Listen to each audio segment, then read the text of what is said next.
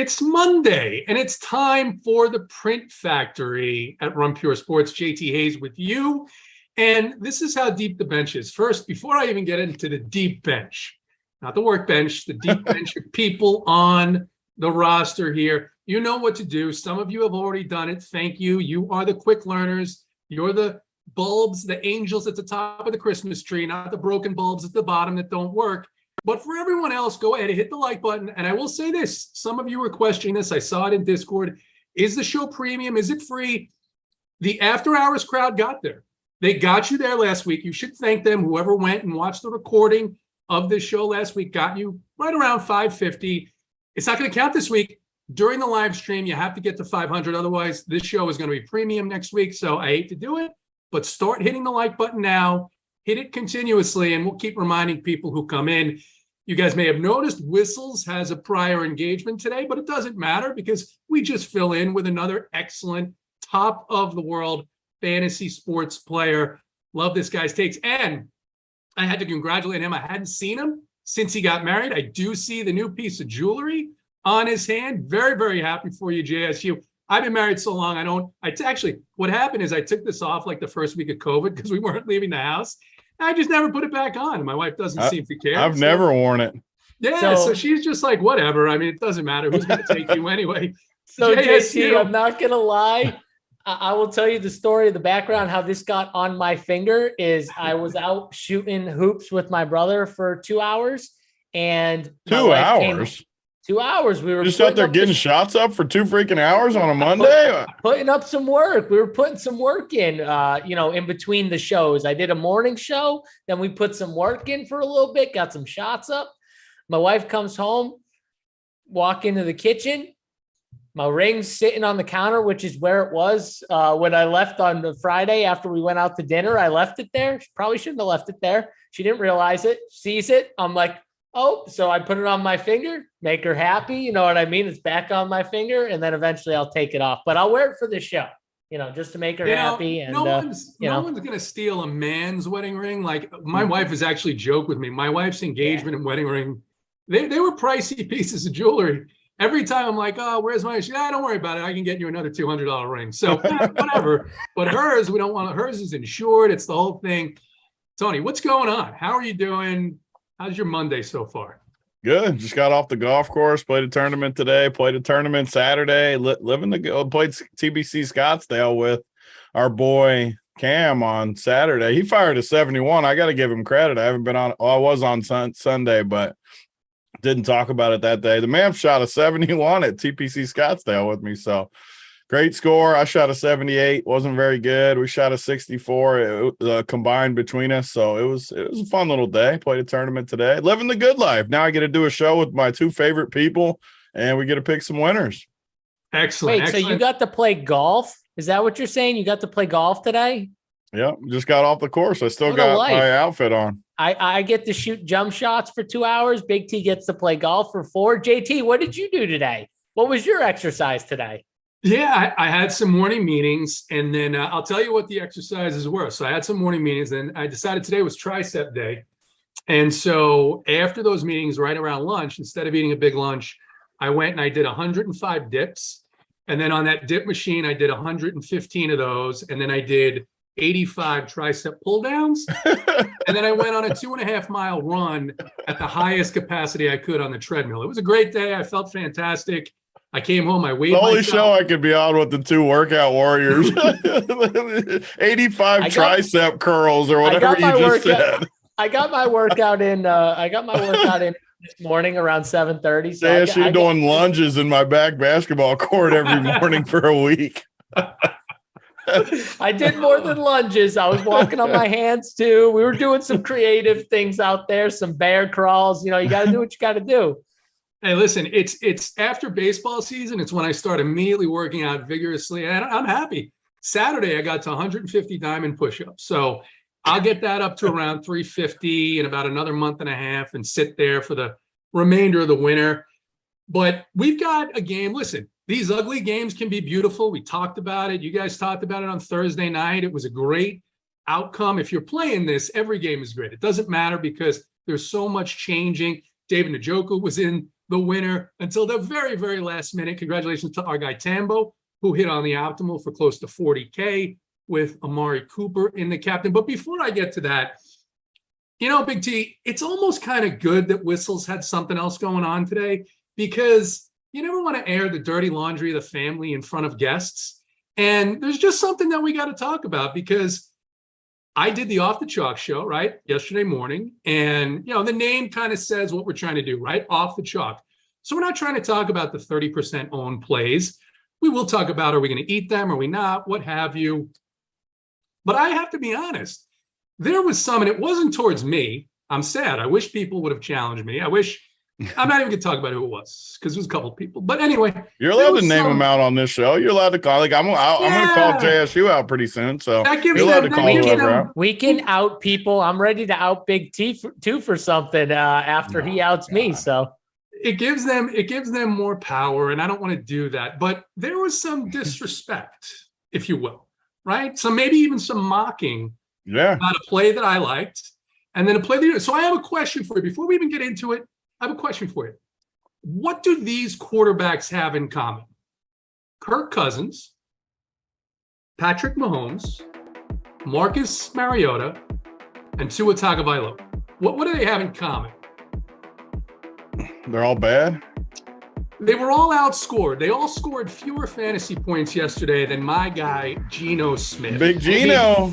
And if he hadn't thrown a pick at the end, he would have outscored Joe Burrow too. And here's the thing. Look, this has been a tenet of fantasy football for as long as I've played. When the Falcons are on the slate and the other team is employing a quarterback, I don't care who he is. In fact, I don't care who she is. If there's a female quarterback that comes into the NFL and they're playing the Falcons, if you give me a 5K quarterback against the 28th ranked defense in the NFL, you play that fucking quarterback at 5K, yeah. You with a 4X performance, 22 some DK points. No, he didn't do Lamar Jackson, but Big T, how bad was the disrespect? I mean, this is still a math game at the end of the day, right? And we wanted to spend up a receiver. It didn't work out. Of course, that part, I know everyone in the chat's freaking out. Like they think we're going to win every week. I get it. We should have high expectations. We've crushed it in the couple years that Run Pure since we've been here. Not going to win every week, people, but the strategy was sound. Even Mariota was good enough down in that cheap range. Mariota, Geno. Yeah, then you would have played DK or Lockett. DK did good. I mean, everything kind of felt. Drake London had a pretty good game in that thing. I know I bet DC, just joking, over 40. I think they got like 35 or something. So close. DC got it back. But yeah, I mean, I gave them a gift. Point being, though, they crushed. And yeah, I mean, people just can't get outside the box. I know some of they were mocking me on the later show. They were circle jerking each other like, oh, Kansas City. There's no way Kansas City could win a low scoring game. I mean, everybody on the Colts would have to be optimal if they play the Chiefs and it's a close game. Because they're both going to score 40 points. I mean, right, JT? If Indianapolis wins the game, don't the Chiefs have to score 40? I mean, that means the Colts have to score 40, right? And the Colts are better plays because if you're playing the Chiefs side, you're spending half your salary on 3 players. I mean, you're getting close to the point where there has to be another quarterback and another receiver and another tight end. Yesterday was Mark Andrews, who are going to do better points per dollar at a cheaper price point. That's the whole thing with the Geno play is if you wanted to play, look, it didn't work out ultimately on the Geno part worked out though. The Geno part did, but if it was, if Justin Jefferson's getting us 7 or 8 fantasy points, we're not going to win that week. Like it's that simple. Like the point of paying down for quarterback was to pay up at wide receiver. So I mean, if our guys are getting 8, we're not going to win. That's just what happens. It doesn't matter what the other guys do. Well, it's no like the tight end. It was like the tight end position as well. Everyone wanted to pay down, and there were some guys that did fine. But if you paid up for Mark Andrews, man, you felt good. Like you just if you played Lamar and Mark Andrews, you felt even better. You felt very, very good. That was the Millie Maker winner, and I'm sure it was. They just smashed. But if you looked at his lineup, like everybody didn't smash in his lineup. He just did a different roster construction, which ended up being the roster construction to win. But circling back to Big T and what he was trying to get to with his little Colts, Kansas City slander here. Here we go. Big T, I give Big T credit. He comes in the chat. He doesn't back down. He said the Colts. I like the Colts side on the print factory. 17-14, I said. He said 17-14. And then I got totally laughed off the stage. Totally laughed off. Unfortunately, it couldn't have stayed 17-13. So Big T could have been right. And I could have won a lot of money. But unfortunately, not only was Big T almost perfectly right, but then I did want it to stay 17-13 for the record, because it would have made it perfect. Victory. And oh my God, it went from bad to even worse for me. I couldn't even tell what was worse. Big T getting the score perfectly right and me losing my 1,000-to-1 bet on whatever we bet for Big T, or just the fact that I lost so much money after I lost the 49ers last night too, after I told you about it. So believe me, yesterday I got about everything wrong. So my only victory lap was the Kansas City Colts game. So I'm not taking any victory laps for yesterday. I will say though, you did not back down. Everyone was calling you out about the Colts. You plant flagged the Colts, so I give you credit. It wasn't even that I liked the Colts that much. Didn't. It was just you guys saying that there's no way it could be a low-scoring game was where I disagreed. So where you disagreed was the fact that you more saw the score than anything. Kansas City possibly laying an egg. That's what I just don't think they're good. Like I've said it all. I just don't. The receivers. We're gonna be here all night if we talk about all these games. Yeah, I don't want to talk about. If we start talking about every game, then we'll get into Jimmy. I do want to do a review. We should do a review show with us three at some point as we get going. I like to talk about this stuff. I do.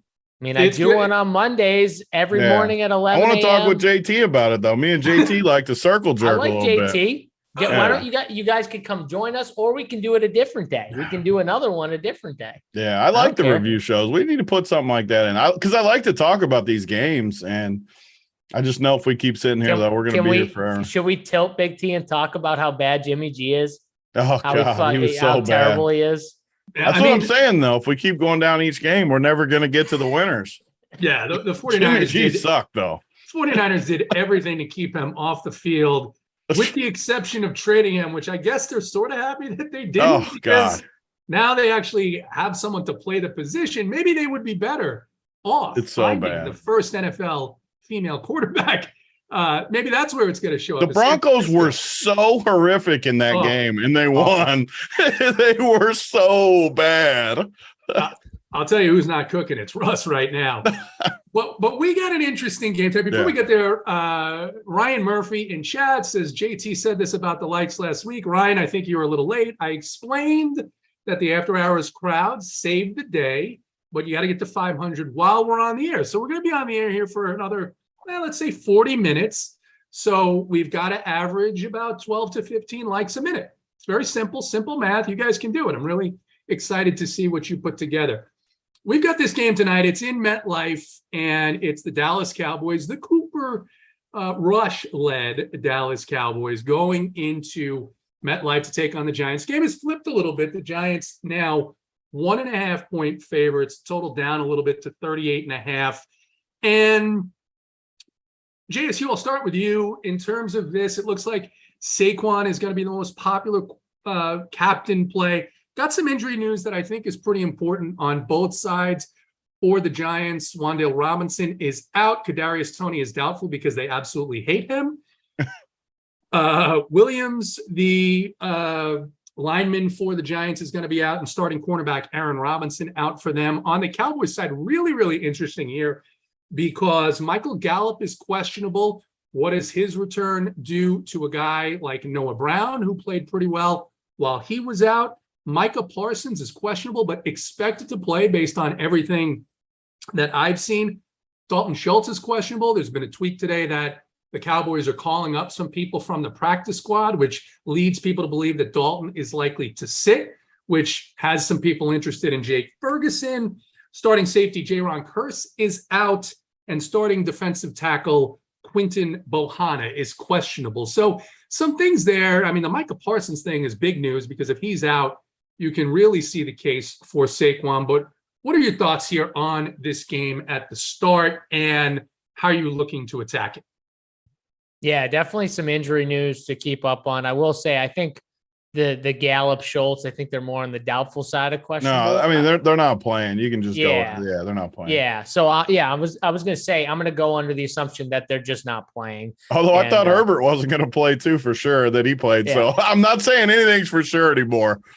Yeah, I don't know. We'll go on the doubtful side of questionable, right? How about that? Let's put them as doubtful. I don't think they play, but yeah. People are saying that he's out. That Gallup and Schultz are out. I haven't seen that confirmed. I looked probably about. It was just those just those like Twitter reports. I mean, yeah. I mean, I think that most people are assuming they're out. Yeah. So we can just go under. We'll that plan assumption. like they're out for sure. Yeah, that's fine. I mean, the Giants definitely do have some defensive guys on the injury report that are a little interesting. Azeez Ojulari, the linebackers, Keon Thibodeau. Then Williams, who's doubtful. I mean, those would be some big losses if they did lose them. And then Micah Parsons, who, like you said, I think he's going to play. It seems like they think he's going to play. He's been sick, but he did the walkthrough. I think on Saturday he did the walkthrough. And, I expect him to be out there. And, man, if he's out there, that Cowboys defense is always going to be something to deal with because he is just a monster. Like he may just be the best defensive player in the NFL right now. Like just overall, just the best guy. He's my number one for sure. Like he's got to be. He might up be there. the number one player in the NFL, any position. He may be. I know people value him differently, and he's a linebacker. But man, you might be right. He just might be. He embarrassed my Bengals last week. I know that. He embarrassed them. Like he was so freaking good. So this game could be an ugly game that we just saw. It could be another one. My issue with that, and I talked about a little with Tambo at the end of our show this morning, is it's fresh in everyone's head, right? Everyone just saw the slugfest that was the Denver-San Francisco game, and they saw the winner, by winner, I mean the showdown winner. And if you guys didn't see it, there was no quarterbacks. There was a captain on the San Francisco side with the defensive Broncos in the lineup. So they captained the other team and they had the defense from the other side. So there were some interesting, unique patterns to it and multiple receivers with no quarterback, like normal things where a lot of people have rules. Whereas if you see slugfest, you can see low scoring games where those guys can get there without quarterbacks. So I think people see that. And then they think Giants side, because obviously the Giants are 2-0. Cowboys down Dak and all that stuff. I think people are going to build more Giants heavy teams with Saquon being the guy who's the most owned captain, right? So when we got the guy, the stud, who's the most or the highest owned captain, and people we know are going to build towards that team, it just makes me feel like, okay, are the Giants that much better than the Cowboys? No. Do I think the Giants are a better team? Yes, I do. I like the Giants going into the year, so I'm not going to lie about that. I think they're better. But in Showdown, if I know everyone's just going to play heavy Giants builds, and I don't think there's that big of a difference between the teams, and I can just get unique builds by playing more Dallas heavy, I'm going to go that way and try and get more unique builds. So I think it's going to be interesting how this showdown slate breaks down, because I think there's a bunch of paths to being unique. And it starts with how you view the ownership, obviously. And if you view the Giants as being the more popular side, like I think it's still going to be. And that's the thing here with these showdown slates. Big T, I want to bring you in here. Last Monday, we had the Bills and the Titans in pretty wide agreement that the Bills were vastly superior to the Titans. Here, you've got, as JSU said, the Cowboys, the Giants, not a lot of difference. Yes, Dak going down to Cooper Rush, an obvious downgrade, but Cooper Rush is has been a serviceable NFL quarterback. He went on the road last year, or it might have been 2 seasons ago, to Minnesota and won in a night game. Is this a spot? You've got Leonard Williams out. You've got one of the starting cornerbacks for the Giants out. And is this a spot where you can see maybe the script flips here and you get, instead of a 38.5 point game, you get a 45 point total with both teams putting up some points? Yeah, I mean, this game is classic showdown in NFL where it's just no matter how I look at it, I really, really struggle to see points. I think Dallas's defense has looked great. I mean, all this assumes Micah Parsons is in because if he's not, that obviously changes a lot. But I think he'll play. Man, you just look at these pieces, and obviously I like Saquon. Obviously I like CD, guys like that, but I don't know. Like Cooper Rush looked good last week in the first half versus the Bengals, and then they couldn't get a first down the whole half. The Tampa Bay game, they couldn't move the ball an inch. I just don't like these pieces. I mean, who's the second option from Dallas as a pass catcher? I mean, Pollard and Zeke are fine, but 82 and 8,400 are pretty expensive for those guys. I hate the other receivers. Like Noah Brown isn't good. I just don't see how they're going to score. I mean, Dallas is going to focus on Saquon, obviously. Giants are going to focus on CD, obviously, because you can't let these main guys beat you. I don't know. I think that's the question I want to pose to you guys is like, how do we see points in this game? Like, how is it not a low-scoring game? Because I really, really struggle to make any case. Usually I can make a case in these low-scoring games, at least that – something will happen, but in this game, I just don't see it. Both defenses are better than people would think, and both offenses, I think, are terrible, honestly. I mean, you look who the Giants played, they're 2-0, but they beat the friggin' Carolina and Tennessee, and the Dallas played Tampa Bay, who embarrassed them, and Cincinnati, who was just getting things together and didn't play good. I think it could be an ugly game. So in my opinion, I want to figure out how I can win if we get a game. Just say, I don't think it'll be as ugly as last night because nothing could be that ugly, but say it's a 20-14 game. How can I win with a 20-14 type game? And I usually don't like 3-3 builds.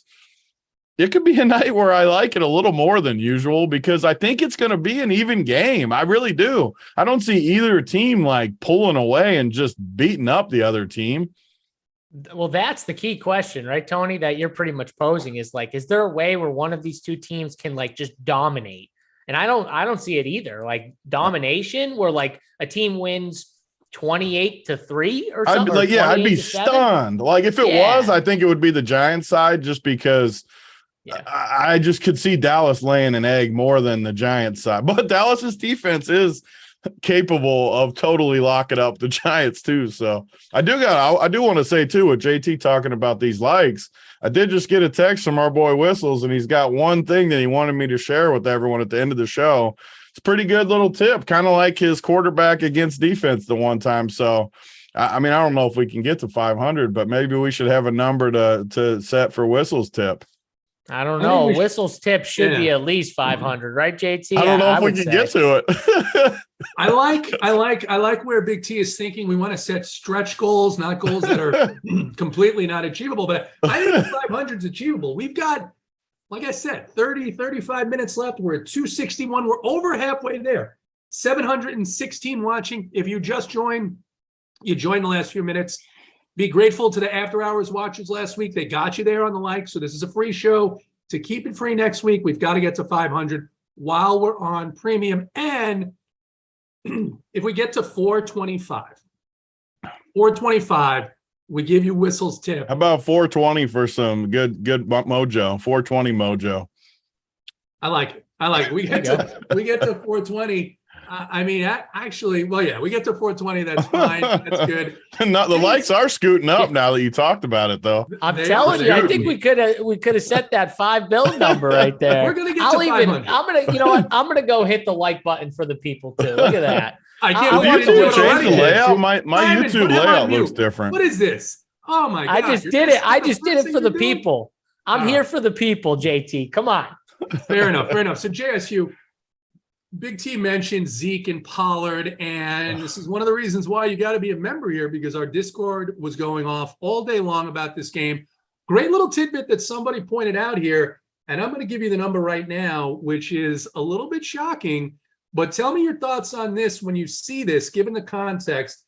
The rushing line prop for Ezekiel Elliott, it's now gone under -120, under 61.5, and he doesn't have any more, no games with more than 53 yards rushing this year. So the prop is set at a number higher than he's reached this year. Tony talked about how great the Dallas defense is.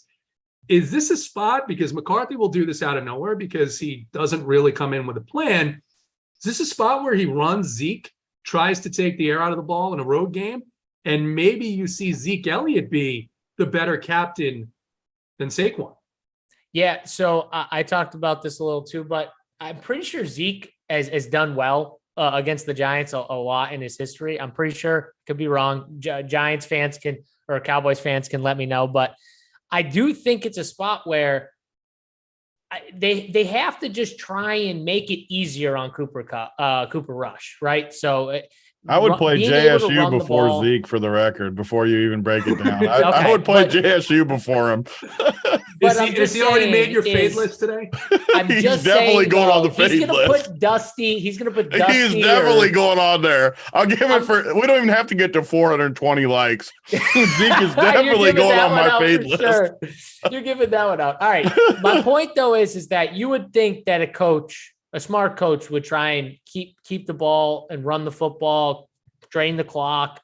You got an inexperienced quarterback or quarterback that's not really that good, and you want to try and minimize the amount of attempts in the downfield throws that he has to make, the third and longs. Being able to run the football would help minimize that. Can they do it, though? That is another question that I don't think so.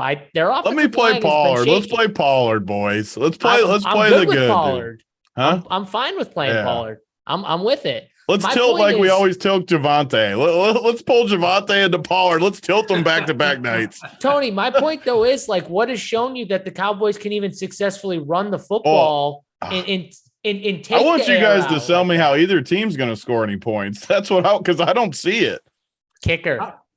Kicker. I'm in on kickers, baby. Let's go. Kickers. I'm serious. Like, I am too. Both kickers are good. What does a kicker have to score to get you a cat? Like, what does a kicker have to score to get you there if you play him in the captain? Tony? I mean, I think to like full ship, you would need 5+ field goals. But in a game like this, you could get 5+ field goals. Like, it could happen for sure. Well, I think you still got the bonus there for 50-point field goals, right? So yeah, you get 5 points for that right away. Yeah, so you need one of those at least. But talking about the running game, I mean, how much do you weigh if he misses, and he's doubtful, so I expect him to miss? How much do you weigh the absence of Leonard Williams as a boost to whatever the Cowboys do rushing? Forget about game planning and McCarthy. Just talking about you're missing perhaps who is the Giants' top or second best defensive lineman. It's got to be a slight boost at least. Yeah. And Tony Pollard's prop is at 39.5. So they expect that the Cowboys are going to go collectively for over 100 yards here, right? The books kind of expect it. I will say too, just from I keep plugging this on the show, not because of I don't have any financial incentive in this, but if you pull up this unabated that we keep tweeting out about, you can pull up the prop sheet right now, literally right now on my screen. The lines just moved at FanDuel Sportsbook. You can get Zeke rushing and receiving combined 72.5 on FanDuel. I have it up on my screen. It just moved to 77.5 at DraftKings, MGM, Caesars. 888. Basically, it moved everywhere but FanDuel. So right now, if I had this up, according to just making sharp wagers, I would bet over 72.5 on FanDuel because you're getting a good price. You could even come back and bet under on DK, and you got a little 5-6 yard middle where it doesn't seem like that incredible until you put 1,000 on both sides and it lands in the middle and you're not risking anything. So I don't know. You could be onto something with Zeke. I get stubborn with people. I think he's super washed, but you do bring up point. I mean, points have to, if someone scores like a 4-yard touchdown could go a long way tonight in a low scoring game. So Melvin Gordon last night, low scoring game. I hated him. He didn't really do anything, but he gets in the end zone. Zeke is going to get the ball inside the 10. I don't know. Maybe I shouldn't be so damn stubborn. Maybe I need to get in there more on you. Well, whether it's a good play or not, right? We've got someone now in chat saying all the unders on Zeke, right? And that's usually me. Yeah, well, but what you're doing here is you're factoring in emotionally the player, right? The player sucks. They haven't done anything, and not taking into account what does the market say, right? Yeah. We all think like let's just use yesterday as an example, right? Cooper Kupp at 9,900, Justin Jefferson at 9,300. We love them. We think they're great. We know they're outstanding. Of course, they're going to smash that price. That's kind of at the high end of where you can expect them to pay that off. And sure enough, we got dusted. I got dusted big time because, as I said, I was starting every lineup with Justin Jefferson. Didn't end well. Looking at this, you can't expect that the Cowboys are going to let rush. Even Mike McCarthy, they don't want him throwing the ball 30, 35 times. So there's, you're without Schultz. You're without your number one dump-off guy. Let's say they cover up CD Lamb. Well, I think you're onto something, JT. I'm not too stubborn. I'm trying not to be so damn stubborn these days. You're onto something, I think. I think you need to ease back and listen a little bit, because you talked about where are they scoring points. Well, you obviously think it's a sluggish game. Yeah. And you obviously and I hate Dallas's receivers. I hate Dallas's receivers. So if you think that, why aren't you at least looking at the guys that are going to get the guaranteed I'm in with you guys. I'm in with you guys. I hate JT's bringing up great points. Like, who else are we going to play on Dallas's freaking offense? Like, look at these receivers. I mean, people are excited that Jalen Tolbert's playing. That's how bad this team is. They're excited that he's playing. Are you kidding me? Is he actually going to play? I mean, come on. These dudes are straight Jake Ferguson trash. Is getting steamed up. Jake Ferguson is. I mean, every time you say, I know JT watches Curb Your Enthusiasm. I don't want to get us too off track. You watch it, right? I've watched it, yeah. Every time you must not have seen it. He's trying to find a Mary Ferguson, and every time you say Jake Ferguson, I just picture that episode, and it just freaking kills me. He's gonna bring her to like Europe or something, so he posts the side about Mary Ferguson. Someone in the chat will love it, Mary Ferguson. But yeah, I mean Jake Ferguson, come on. Yeah. I love that it makes you happy when I talk about it. I might I just like, I love doing shows with JT. It's my favorite. I look forward to Monday. Making fun of Jake Ferguson. Kurt might come out of nowhere and try and like wrestle you or something. Kurt likes Jake Ferguson. Jake Ferguson. He does. If there's one slate, so one thing I know about this slate, if there's one slate not to play a guy that's 200, is this damn slate with no points. Like, take floor guys, kickers, defenses, good guys. Like, don't play a 200 guy on a low scoring game, because you're going to need double digits. Like, you're going to. Yeah. You might not need 25, but you're going to need 12. So let's expand on that, because, and Kurt, all due respect, because he is extremely sharp about this stuff, does a lot of our showdown content, all sports. So it's just, if we're talking it through here, you've got Cooper Rush, the backup quarterback. You've got the starting tight end injured. You've got, I would say, the number 2 wide receiver in Gallup, who is questionable. Let's say he misses. Now you're working with a backup tight end. Noah Brown has played well. Noah Brown, I'm sure, is pretty cheap on this slate. I haven't seen his price. He's not even cheap. He's 6,800. Oh, yeah, he's in that mid tier. He might be the worst one of all of them. It's painful. So the worst thing is, Tony, you talk about the worst plays on the slate that in Showdown sometimes are the best plays. Is he low owned as the worst play, or is he still because there's no points? Like, he's their number 2 receiver. Like, he's got to get some ownership. He's got to be 35, 40%. I mean, he's their number 2. Okay. The more you guys talk about it, though, the more I think JT's just right that maybe Zeke and Pollard, maybe even together, is kind of where we need to be focusing on with Dallas. Because one thing I know, even though I think Zeke's freaking terrible, they're going to give him touches. I mean, I just know, and especially if they get down in there. Maybe they get a turnover inside the 5 and you get a touchdown. I mean, Zeke could fall in the end zone 3 times. And there's good. And this is why the engagement here with the chat is good. People bringing up different things. Listen, we're at 421 likes. So it looks like you're going to get the whistles tip, another 422, another 68, and this show remains free next week. So let's get there. You've got about 20 minutes, but Didi says, I don't know about the math though. You've been pretty on point this whole show, but I don't know about the 68. Oh, math. Tony, come on. I was going to let I it don't go. know about the 68 Come on. math in there, Wow.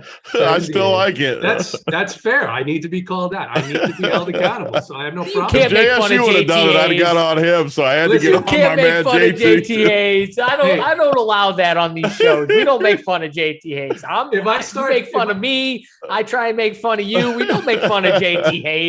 That's Yeah, not I allowed. couldn't pass it up, even though he's my boy. I mean, I had to get on him. And I appreciate I started the show talking trash about people who disrespected us yesterday. Got to hold me accountable. I have to be held to the same standard. So, but Big T, you mentioned the Javonte Williams and Melvin Gordon situation. DD is a loyal watcher. I'm sure he's already hit the like button. If he didn't, DD, get to it. And he says, trust me, I've watched all the Cowboys games. This is a Pollard game. You can't make these coaches play who you want to play. You can't just say, oh, this is going to happen because they're the better play. They're paying Zeke a lot of money. Zeke is going to get touches. He's got the owner behind him. And who else are they going to go to? I think that's one of the points here. I don't even understand. He's Noah's boy because he scored a touchdown last week, 5 for 91. I don't know. I don't get it, I guess. Cooper loves him. Is that what the guy's saying? I mean, that's fine. So. But the other point here, too, is we talked about this on the Off the Chart show yesterday, right? And I was asked about a player I love, Amon-Ra St. Brown. I said, hey, what's your take? You're going to smash him? I said, no, because he got 40 points last week. The likelihood that he's going to do that again is just so low. He remained in the pool, but the price goes up. And guess what? These teams watch tape, and you saw what the Lions did to Justin Jefferson yesterday, and to a lesser extent, the Titans with Devontae Adams. Noah Brown is going to get attention. He's going to get coverage because you're just worried about him and CeeDee Lamb. You're not worried about these other players breaking this game open. So, JSU, any other thoughts on the Cowboys before we move over and start talking about another team that has some, young players who've played well that are going to be way, way more popular than maybe they should be in the Giants? Last thoughts on Dallas here. Yeah, I mean, the more we talk about it, the more I definitely like the two running back options just because of my guaranteed touches and the fact that if anyone's going to get short touches or just like the goal line work, like Tony was saying, you fall into the end zone one time, they're not going to trust Cooper Rush that much. They're definitely going to lean on their horse if they can. So again, I don't know how many touchdowns were even scored in this game, period. So it might be a slate where you look at the end of the day and Zeke in your lineup got you, 8, but he was on the winner. 12. 12 has got a good chance of being very good, very optimal. I don't mean in captain, but I mean just in the flex. So, I don't know. And then you got all these different tight ends, and it's definitely going to be one of those slates where I think if you're just spending up for the top player, the highest price guy on the slate and plugging in the $200 values and it's probably just not a way to go to be unique. I also think definitely don't play a cheap $200 dude in the captain. Definitely not a slate for that either. That's terrible on this type of slate. So don't do that. I would say the mid tier. So Tony Pollard and Zeke kind of fit those booths, but yeah. Do you have any lean here on leaving salary, given that we generally feel that these lower? I will 100% be leaving salary. Look at these ranges. I mean, there's some bad dudes in some of these ranges. And when you leave salary, you got to in Showdown, especially if you're hand building, all you got to do is just go and look at the range where your players are in between. And you have to, in your head, be like, okay, do I see a scenario where my guy can outscore all these guys? And there's definitely some guys I see lower that I could see putting in that can beat a whole range or multiple ranges. So that's the way I look at leaving salary. As long as you see the outcome where it's plausible for your guy to do it, even if it's, out of 100, he can only do it 10 or 15 times. That's fine. It's just, do you see that outcome being possible? If yes, then I'm good with it. And I definitely see ranges where lower, cheaper guys can end up outscoring some of these mid-tier guys. And then one last question, because you had a really good take on a similar situation a couple of weeks ago. And Grant Singleton in the chat says he could see a scenario where Zeke and Pollard are on the field at the same time a lot tonight. You talked about this with Green Bay a couple of weeks back when they had all the injuries to the receivers and Aaron Jones and A.J. Dillon. Any lean here on if this situation is similar to that at all? My issue with that is I think that the coaching staff for Dallas is inept. And I think if we're rooting for that to happen, we're probably not going to be very happy because it probably won't happen. Now, should it happen? Yes. No, we're not the coaches, but you would think you'd want to get your best players the football. And if that means putting them on the field more, then that means putting them on the field more. Look at Green Bay week 1. I thought they were going to do that with A.J. Dillon and Aaron Jones. They didn't end up doing it as much. Aaron Jones only got like 8 touches. Pretty sure the coaching staff came in. They were like, that's our fault. Like, this dude should not get only 8 touches. Like, the next week they come back out, they play more together. That's what good coaching staffs do. Dallas, I don't know, JT, but they played 2 weeks. They haven't shown me that they're going to do that, but maybe they make that adjustment this week. You never know how these coaching staff think. If it's a pride thing, I have no idea, but accepting sometimes that you're wrong and maybe you need to change. Yeah, Kyle Pitts this weekend, all of a sudden he started getting targets. That coaching staff figured it out. I don't know what popped in their head to say, maybe we should try and get this guy the ball a little bit. Like, he's pretty good. I don't know. Well, he got targets for a little while, and then they seem to forget about him. But I think perhaps the point there more. He so still got heavily targeted at the very beginning of the game, and it was obvious there was a little bit of a plan. Like, we're going to get this dude the ball early just to shut some people up or whatever. It was beautiful to see. I just would have liked to see it continue into the second half, both as a fan of the team and financially. It would have been much more beneficial to me to see that happen. But we've got 26 likes to go. I made sure I double checked the math. Uncle T, thank you very much. 26 likes to go, 24 now. And this show is going to remain free. And you are going to get the tip from Whistles. Whistles will definitely be back next week too, he told me, with the 500 likes. So outstanding. And we've got a special bonus for next week. I'm not even going to talk about it now, but Tony, let's talk about the Giants. A lot of people in here talking about how terrible Daniel Jones is. We know that we don't often see ceiling games from him. We talked about this Dallas defense. The Giants, it looks like, Kadarius Toney is kind of off the island now, probably not going to play. Wan'Dale Robinson, people wanted to play him week one, I think, and now he's out. So you've got Kenny Golladay, who just is kind of, I don't know what happened to him, but what are you doing with these skill positions? Because, I mean, I think skill is too high a compliment for everyone on this team, maybe outside of Saquon. Yeah, I mean, I think that it's at least a more interesting team than Dallas for sure, because you at least have guys I can put a little respect on. Even Richie James, I think, is a pretty good play. It was just interesting in our Discord too, as you were talking about Danny Dimes. I was looking, and so last week we went with Cousins, who's known to suck in prime time, and then our boy VIP, who always posts great stuff in chat. I mean, it's just loss, straight down Daniel Jones's history in prime time. It looks like 0-8 or 0-9. Micah Parsons also with the Pedialyte, so that's a good sign. But I don't know, man. Like Danny Dimes, I've always been kind of higher on Danny Dimes than the field, and it's not worked out for me too many times. I still kind of like him a little bit more than the field, but man, his history's been bad. I watched what this defense did to Burrow last week in the Bengals, and I'm very concerned. It could be a night too where we don't play either quarterback, and if you don't play either quarterback, you can really get creative with what you do in other situations because of how much ownership goes to those two positions. So I don't know, man. Like the Giants, for just looking at it, I like the receivers a lot more than I like Dallas's receivers. Shepard's always been a possession guy, which is great in a game like this, low scoring, because if he gets you 13 or something, he has a great chance to be on the winner, and he could get 13, 8 catches for 60 yards even. He's got 14 points or something like that. So I think a possession guy in a game like this is very, very nice. And that's another thing with Saquon.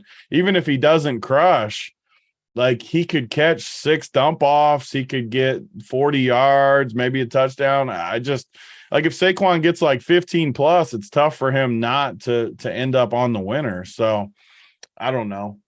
I like the pass catchers more on the Giants than I do Dallas, though. Yeah, especially with a defense that's going to pressure like this. You're looking at those dump offs, which makes Saquon very attractive. You're also looking for maybe Daniel Jones can scramble and put together a 50-yard run, and then all of a sudden he can get points on his feet. Now, he hasn't done that as often as we'd like to see. For me, I've always kind of had this theory with Daniel Jones that it's been the coaching staff. There's been so much turnover there. And I've been interested to see what happens with Brian Daboll, because he did a tremendous job. We're not going to equate Jones to Josh Allen, but certainly creating an offensive environment there where the quarterback can thrive. It'll be interesting to see if he does it here. JSU, your thoughts on the Giants, Daniel Jones in particular, and then Saquon, Shepard, Richie James, anyone else? Daniel Bellinger got into the end zone, I think it was last week. Looks like it's a split tight end situation there. What are your thoughts here? Yeah, I mean, the Giants offense has kind of been all over the place. You're seeing some guys. I mean, Richie James is going to be popular tonight, I would assume. But you're seeing some guys like they're playing week 1, and then the next week they're not. Like Kenny Galladay is a perfect example. Played 78% of the snaps, one of the highest snap rates week 1 for them. And then week 2, plays 4 snaps or 2 snaps, whatever it was. So like you got to be careful with some of these guys. Kadarius Toney is doubtful. He played 38% of the snaps last game. So there's 38% of the snaps gone because he's going to probably be out. So what do they do? Are they going to give more? David Sills played 91%. Sterling Shepard played 87%. That seemed to be the 2 they went to the most last game. And then Richie James was at 42%. And then Darius Slayton got a few snaps. Like Richie James only played 42% of snaps. Yeah, 31 snaps last game. That's crazy. He was behind David Sills and Sterling Shepard. He was 3rd, but Kadarius Toney got hurt, I would assume, at some point. I can't remember exactly when, but he had 38. So Darius Slayton might have a bigger role. I don't know. Maybe they give the role all the way to Richie James, and that's why people like him, because they think he's going to get some of those Toney snaps, and his role is going to get bigger. So I don't know. It's kind of something where who knows what they do exactly. It does seem like Kenny Galladay might be on the outs, but you never know.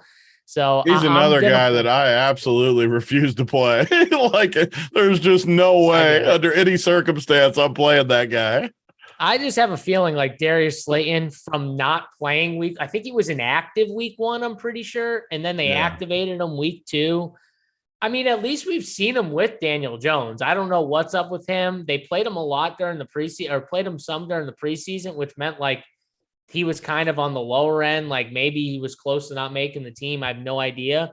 But like, at least we know he's played. We've seen him play. He's played with Daniel Jones. So they do have that. And he's $200.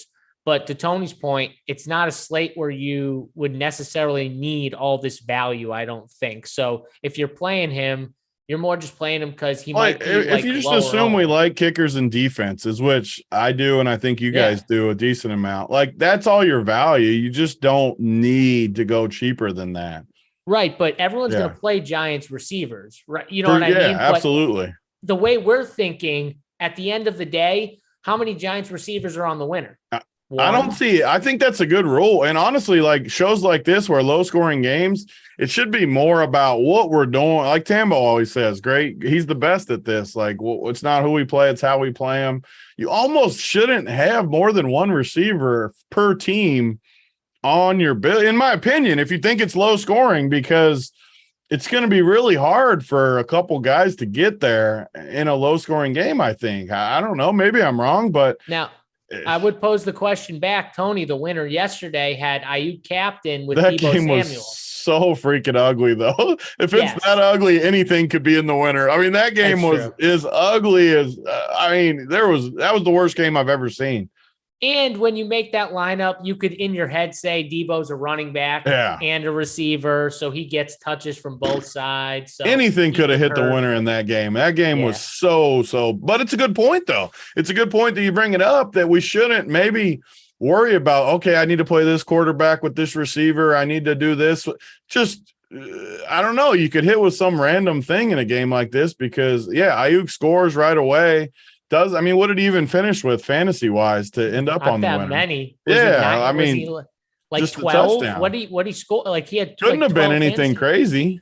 Yeah, I think he had 19 in the captain, right? Am I wrong? I mean, it couldn't have been much more than that if he did. I'm pretty I think sure it's a similar game tonight. I mean, I don't think it's going to be that ugly. We'll probably see 2 or 3 touchdowns, but I could see just tons of field goal. I like the field goal kickers the most. I think they're going to kick because I think they'll be able to move the ball a little bit and then they'll just stall out and kick field goals. And both these field goal kickers are good. So honestly, I might start my teams with the 2 kickers. I'm not saying in captain necessarily, but in the mix.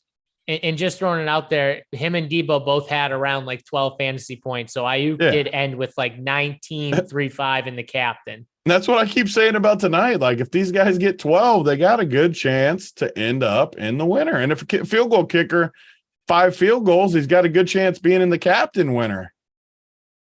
So 527 likes. Let's not let up. If we get to 600, maybe we'll do something as a bonus. We're not going to lower the threshold next week. It'll just go up. But let's get to 600. Big T, I want to go back to you here. And there's some people in chat talking about Daniel Jones and rushing ability. And I brought that up saying, look, this is something that he possesses. Doesn't happen a lot. And when you think about the way that the Cowboys defense is likely to attack this with pressure, how much would you evaluate that and say, yeah, Daniel Jones could get to, let's say he gets to 100 yards rushing, right? Is that more likely or unlikely? We saw that they clamped down on the running backs, Joe Mixon last week. Daniel Jones, I mean, I think that's kind of the decision point here that you're looking at with quarterbacks is, do I play one? Do I play both? Do I want to set a rule where I want to play no more than one quarterback and cap my Cooper Rush exposure? And I know you said you're not playing Kenny Golladay. Where do you rank the Giants receivers here, including the tight ends?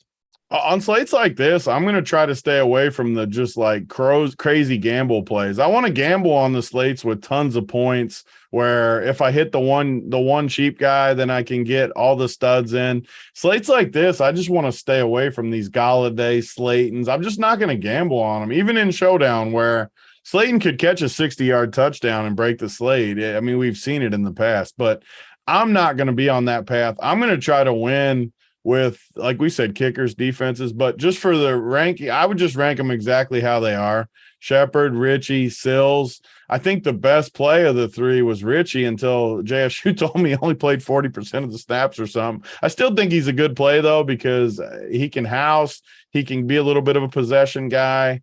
I do think they're going to try to do everything they can to slow down Saquon, obviously. So one of the builds that I could make that makes sense in my head is Daniel Jones captain with 2 receivers, fade Saquon. No, I mean, Saquon's going to be 85% owned.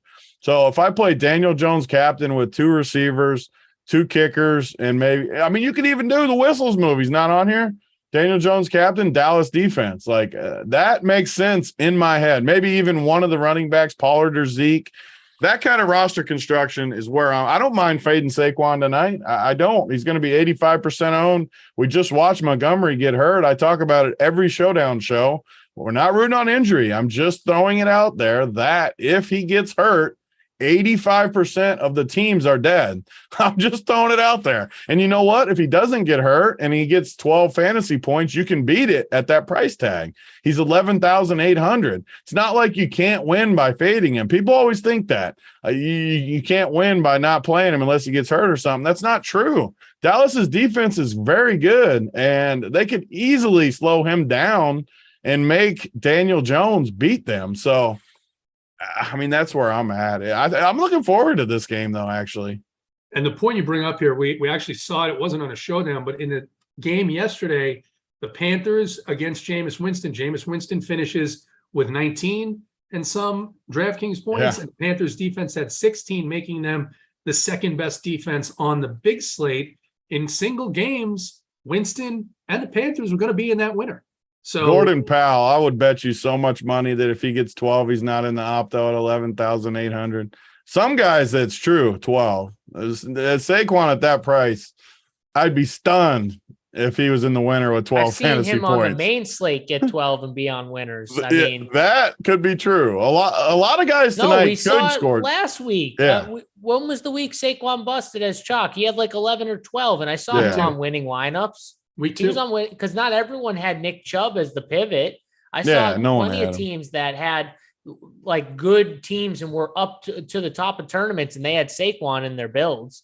Like for sure. I saw donuts in builds. What do you mean? Like you can win money with a zero. Like maybe not Saquon zero, but like cheaper zeros. I'm just saying, like, are you talking showdown, main slate or on what?